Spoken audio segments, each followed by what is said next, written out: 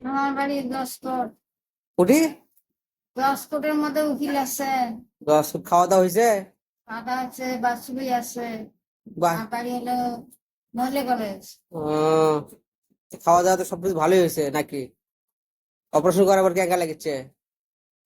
ভালোই লাগছে, চোখ তুমি খসখস করতেছে না। কস কাজ একটু করবি, আপনি একদিনে সবই খাবেন? আপনি জ্বর হসে, আপনি যদি গঞ্জ আমি একদিনে ভালো করে দাও তাহলে কাম হবে? সময় দেওয়া লাগবে না? ও ড্রপ ট্রপ আছে ওগুলো শেষ করে, বুঝতে পারছেন? ফ্যামিলি নেই। একটা ছেলে মেয়েও নাই?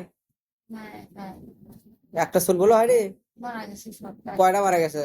সাইড দিয়ে চারটে। বেটি দিতে। চারটে ছেলে মেয়ের ভিতর চারটে মারা গেছে? কি হয়? গরম হয়ে হয়ে অসুখ হচ্ছিল কি? ছুটি দিয়েছিল। অসুখের নাম নাই? কে দিচ্ছেন? ভূত? কি কয়? এখনকার যুগে আর ভূত ধরে? আমাদের যার কালে দিয়েছে। এখন তো মানুষই ভূত। এখনো তো আমি ভয় পাই।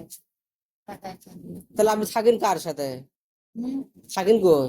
ওই যে এক বুকে উকিল আছে, কাজ করে ঘুরে 10 কোটে 2 কোটে। ওদের ও, বাড়িতে থাকে। স্বামী মারা গেছে? ওদের বাড়িতে থাকে। ও, ওই অ্যাডভোকেট উকিলেরও তো বউ নেন, বিয়ে করে নাই, 2 মাস হলো বিয়ে করতে গেছে।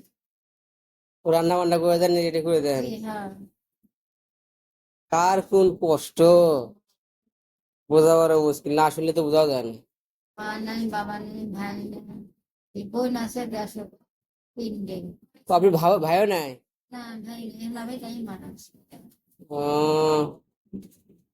থাকেন তাহলে, চোখটা যে অপারেশন হলে এখন নিজের কাম তো নিজে বাজে করে পাবে, সুবিধা আছে।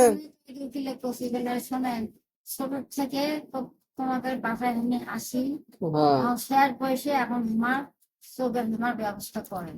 ওদের দোকান 2 দিন পরে থাকলে কেউ দেখবেও না, কেউ টানবেও না। হ্যাঁ, আপনি নিজের চলাফেরাটা তো নিজে করা লাগবে। সেটাই করবো। যাই হোক, ওই যেভাবে নিয়ম কানুন বলে দেয়, একটা মাস কিন্তু নিয়ম কানুন আছে। ওই 1 মাস যদি নিয়ম কানুন যদি না মানেন, তাহলে কিন্তু কোনো লাভ হবে না, লাখ টাকার অপারেশন করেও লাভ নাই। যদি নিয়ম কানুন না, ওই নিয়ম কানুন গুলো মেনে চলেন। এই 1 মাস কষ্ট করেন, ওই সন্ধান করে বলে দিবি কিভাবে চলাফেরা করতে হবে, ওইভাবে চলাফেরা করুন, বুঝতে পারছেন? আপনি করে বাড়ি মহাদেবপুর? এই মহাদেবপুর কোন জেলার ভেতর?